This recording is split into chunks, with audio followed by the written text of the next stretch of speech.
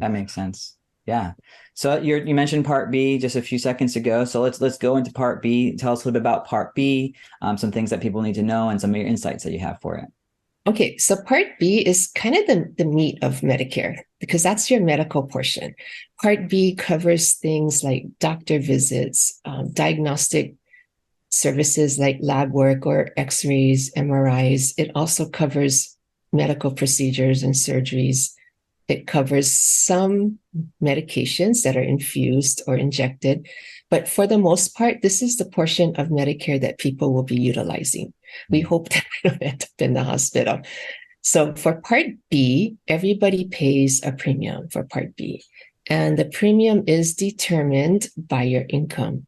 So currently for 2023, the premium starts at $164.90. It will change from year to year, and the premium is adjusted if you're considered a high income earner.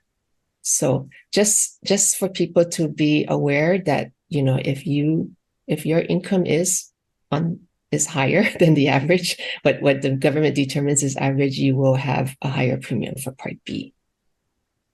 Yeah, awesome. And, you know, for us, you know, as planners, right, that part of that is, you know, making sure their income, maybe as they pull distributions from 401ks or, you know, any type of retirement plan through the state, all those things add up to pushing their premiums higher, right?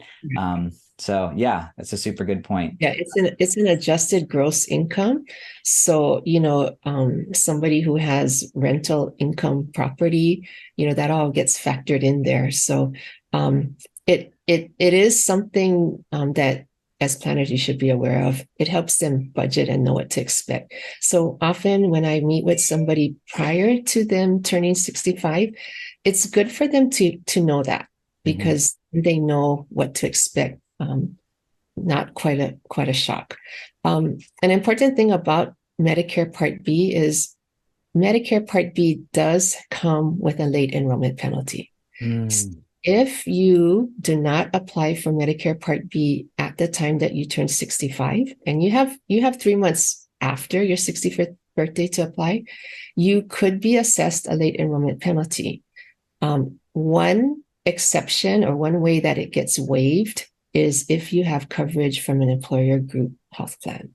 Gotcha. So if you still plan to work, you have that insurance and it's a continuous coverage, it's a credible insurance with drug coverage, then you will be able to defer your Part B without penalty. So the credible employer group health insurance can be your own or it could be your spouse's. So you could be covered under your spouse and choose to defer Part B. If you do not have credible employer coverage, then you should be picking up Part B at the time that you turn 65. Yeah. Yeah. Jason, any thoughts on Part B? No, that's good stuff. I think maybe we'll have to revisit IRMA, right? That's the acronym. I had to look up I always call it just IRMA, but the calculation. I think we should do an episode on that and how, you know, with the 2-year, you know, it looks back 2 years to look at your income, and I think that'll be a discussion for another time. But yeah, correct stuff.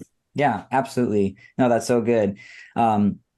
And, you know, just for myself, having, you know, aging parents, you know, walking through these types of things with them, they're both still working and they're both older than 65. So just walking through that. And yeah, it's an important step to make, and just know what your options are. So yeah, that's awesome.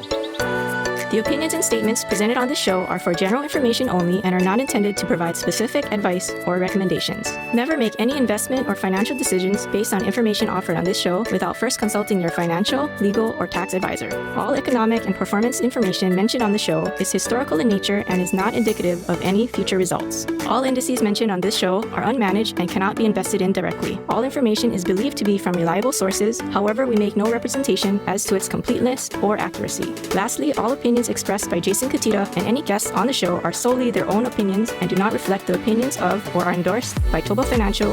For Jason Cutitta, investment advisory services are offered through ToBA Financial LLC, a registered investment advisor offering advisory services in the state of Hawaii and in other jurisdictions where exempt from registration.